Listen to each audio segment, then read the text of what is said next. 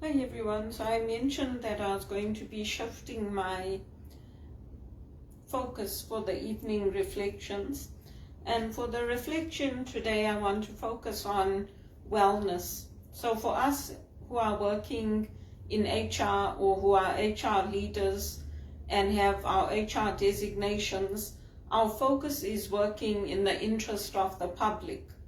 It's not about us, but in order to serve the public, we have to make sure that we are well, that we're exercising self-care.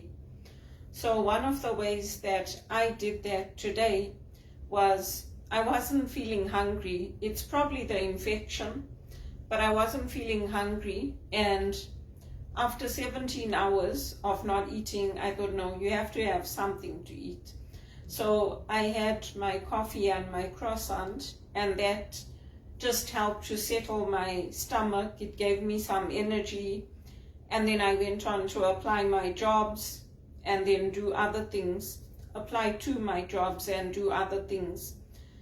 And that's just a focus of one of the ways that we can choose goodness in our lives. We can choose to alleviate the suffering in our own lives.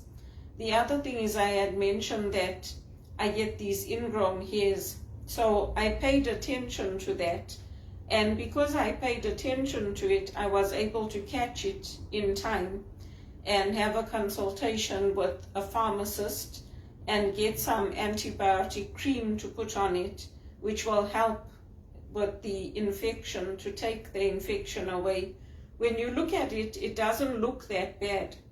But when you press it to get that hair out, you can see that it's infected.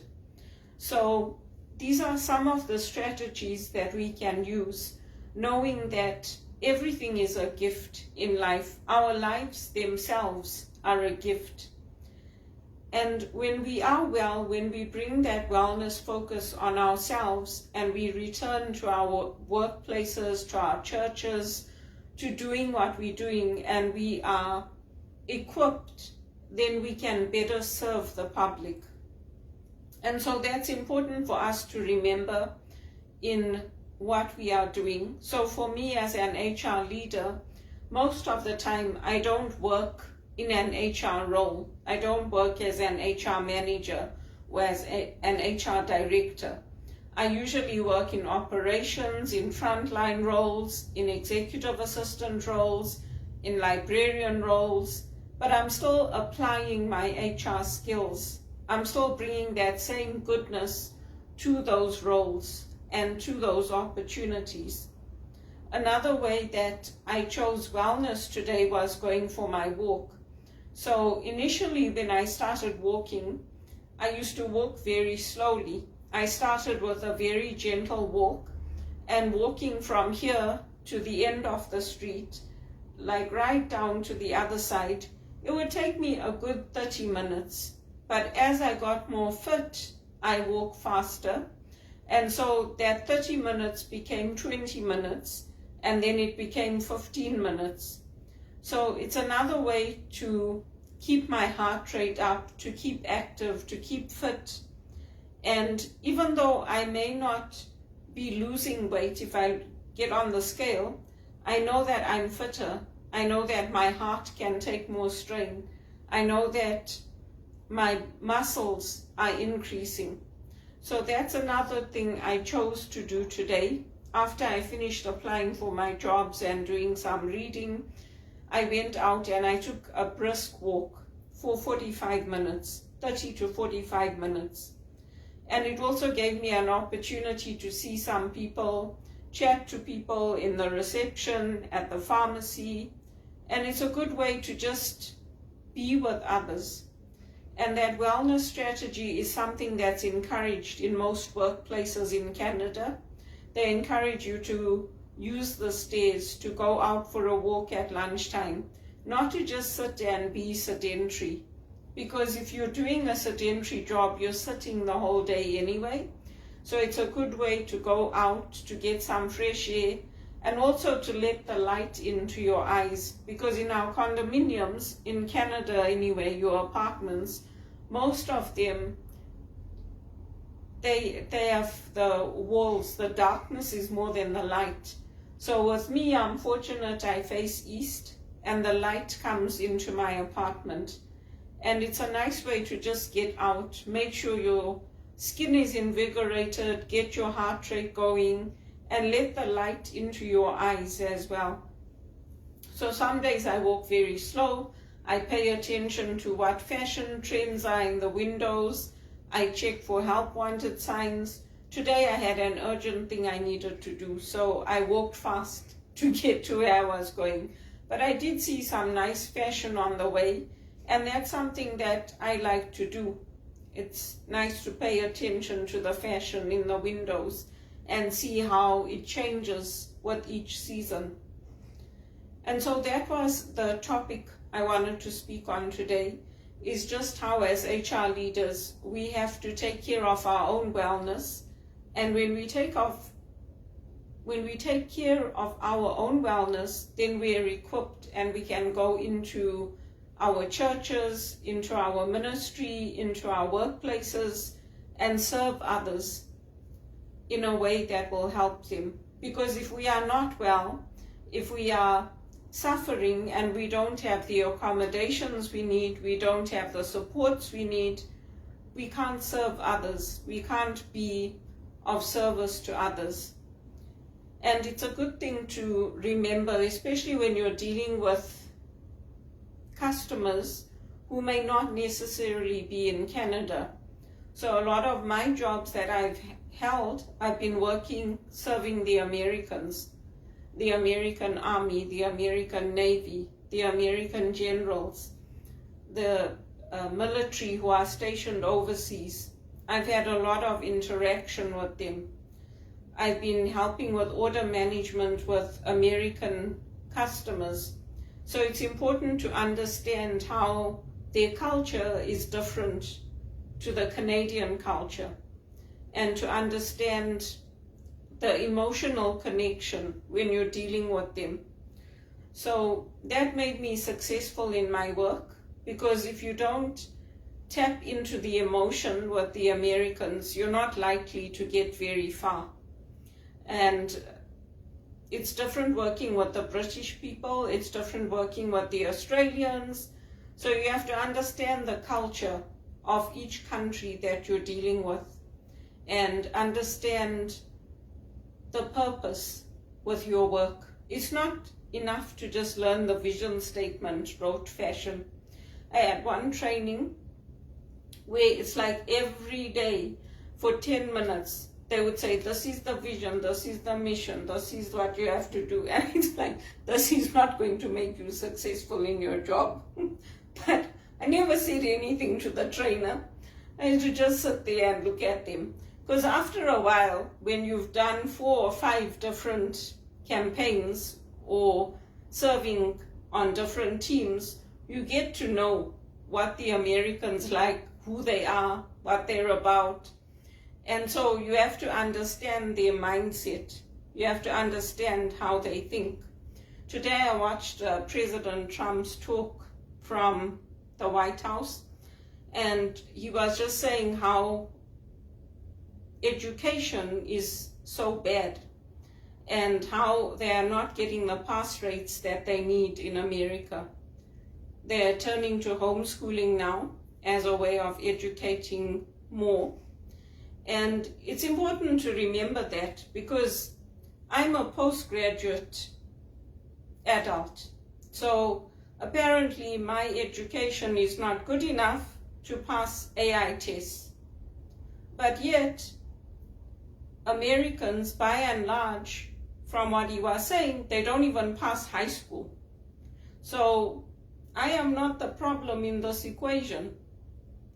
And this is what they are not recognizing. Anyway, you can't speak to the wall. The wall will just keep giving you the same blank look. So, I told them once, I told them twice, I told them 3 times, and then I'm like, I'm done. You are not listening to me. You are not understanding what I'm saying. And you're basically saying, I can't speak English. So it's important to also watch some of these things, watch what their leaders are saying, watch where the needs are.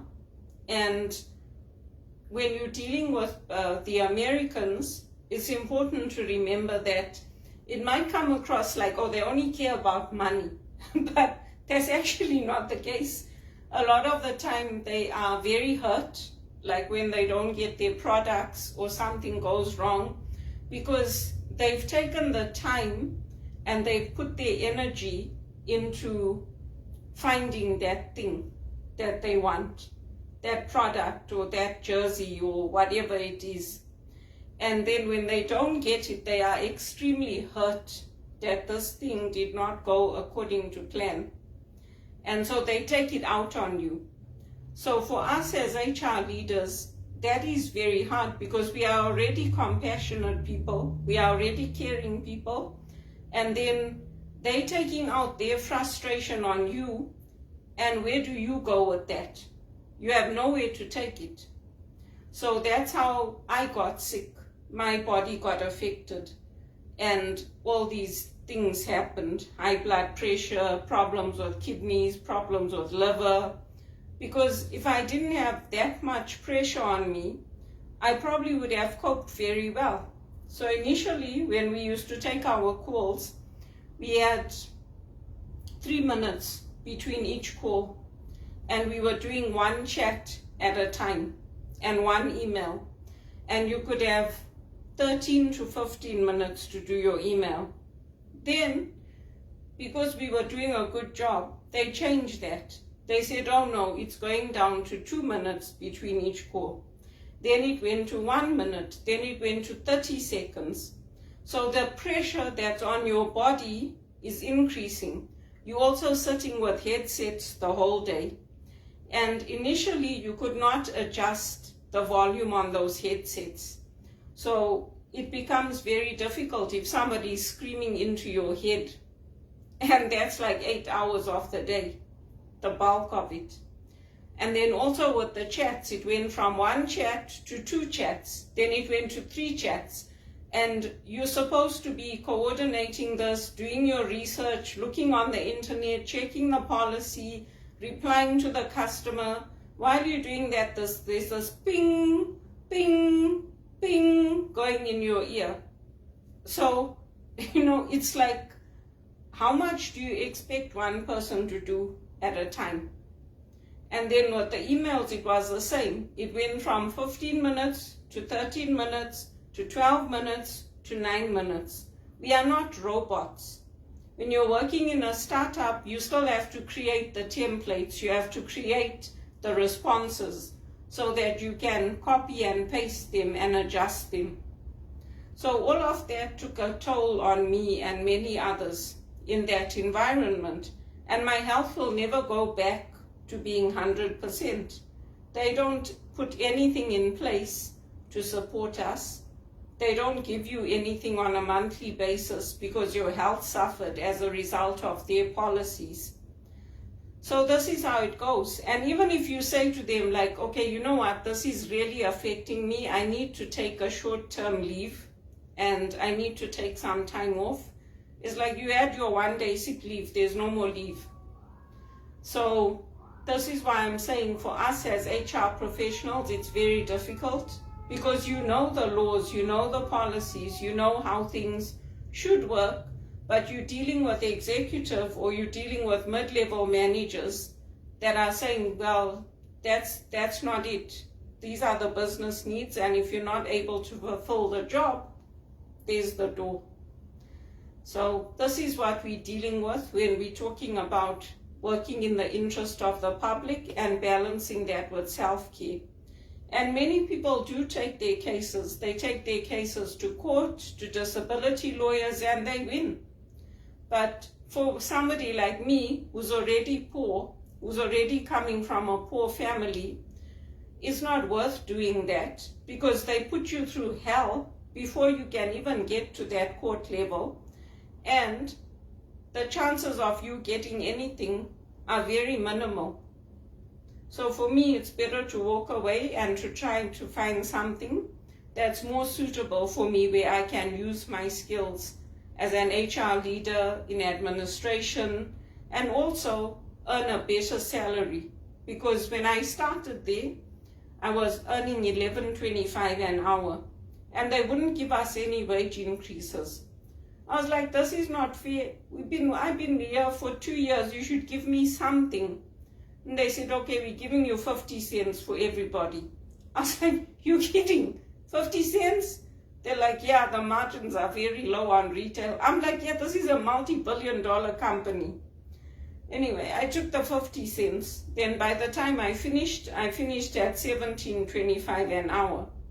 But you can see how, from my point of view, this is not success. Because people with my skills, with my education, with my attitude, are earning over $120,000 a year. So, in a way, by God's grace, I was moved out of an area where there was no hope of moving up, of earning better, of achieving what I want to achieve in my life. So I have to trust that goodness will unfold in a different way for me. And that's what I am counting on. That's what I am hoping for. And that's why I'm not giving up. And focusing on wellness is a big part of that. Focusing on what can I do in everyday decisions that will help me to get to where I want to be. Focusing on that goal. And counting my blessings and the fact that I have a home, that I have food, that I have clothes, that I have the church close by, that I can take the TTC and work downtown. And I don't have to travel 3 hours like I did when I first came to Canada, because it's very hard here without a car.